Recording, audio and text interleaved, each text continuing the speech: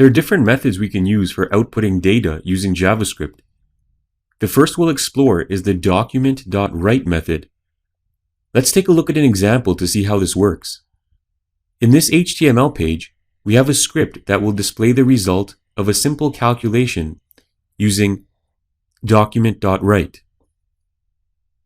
You can see here we have two values and we want to add them together, 5 plus 6. The result of this equation will be displayed in the content area of our web browser because we have attached the document.write function next to it.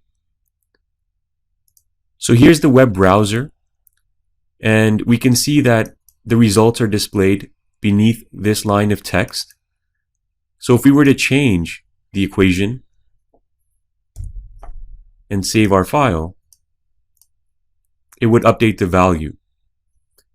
And so it's that simple. That's how the document.write function works. Another method of outputting data is the window alert.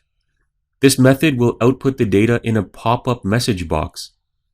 So let's replace the document.write with window.alert and see the difference.